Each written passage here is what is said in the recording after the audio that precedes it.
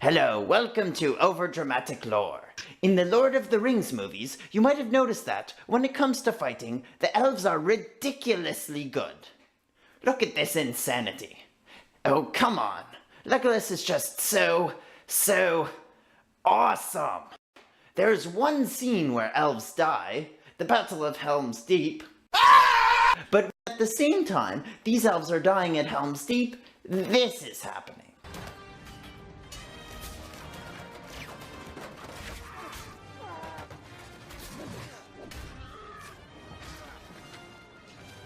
So, how is it in the books? How is it different?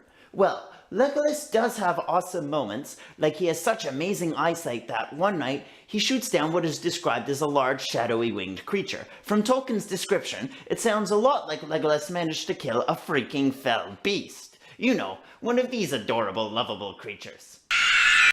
These things are massive and shadow-colored, and he killed it at nighttime, with just one shot.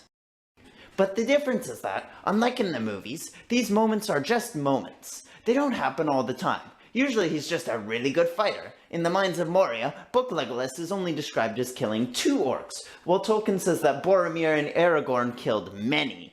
And at Helm's Deep in the books, Legolas kills 41 orcs, but Gimli kills 42. And it's said that Gimli got most of his kills in the caves under Helm's Deep. So while Legolas's eyesight makes him awesome on the walls, Gimli, being a dwarf, is a great tunnel fighter. In other words, it comes down to tact. When you put Gimli in a tactical situation where he excels, fighting in melee in a cave, Gimli becomes kick-ass because it lets him maximize the use he gets from his superior strength and from his axe, which after all is a powerful close combat weapon.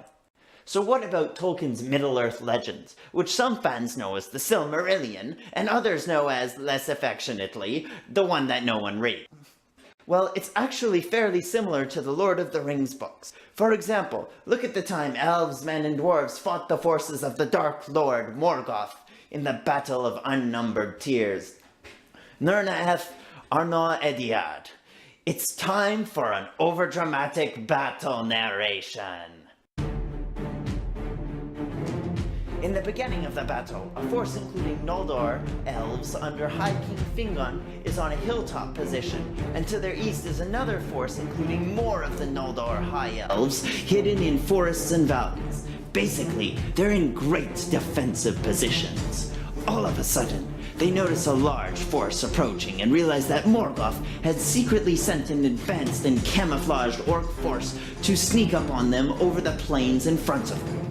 To the Noldor elves, who have a serious grudge with Morgoth for his theft of their beloved Silmaril jewels, the idea of attacking the orcs is extremely tempting. Hurin, one of the men allied with them, keeps telling the Noldor, guys, no offense, but that's the worst idea in the entire universe. You have the defensive advantage. If the enemy attacks, they'll lose tons more guys than you will. And really, have you forgotten that Morgoth is pretty much this universe's version of Satan? He's literally Middle-earth's original evil overlord. All he does is trick and manipulate people. There's a very big chance that this is a trap. Am I the only one that sees this, guys? Guess what the elves end up doing? Yep, they leave their defensive positions, because of course they do. They actually get as far as Morgoth's fortress of Angband, but this overstretches their lines, they get pushed back, they eventually are totally surrounded, and then to put the cherry on the poison lembas bread cake, Morgoth then proceeds to dump wolf cavalry, werewolves, dragons, and balrogs on them. At this point, the elves' bad tactics start to neutralize their potential to be superior soldiers. Even then, Tolkien says the elves still would have won that battle if nothing else had gone wrong. We can partly read this as suggesting that Noldor elves are extremely skilled fighters, yes, but also remember that the Noldor, or Deep Elves, are really experienced from many years fighting Morgoth, plus, and this may be a surprise if you haven't read the Silmarillion, they are elves whose crafting skills are just as good as, or can even be at times better than, those of the dwarves. So their weapons and armor are awesome.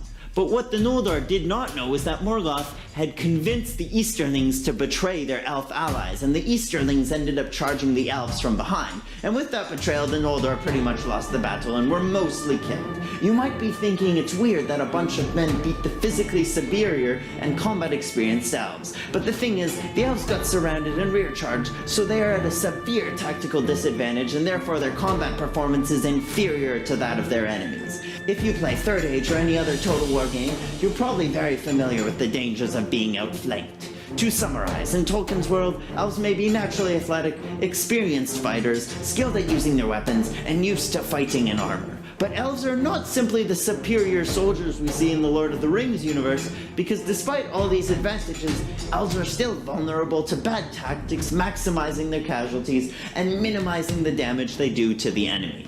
Thank you for watching this installment of Overdramatic Lore. For more overdrama, feel free to like and subscribe, and I'll put in a good word to Sauron to spare your life when the invasion comes. Probably.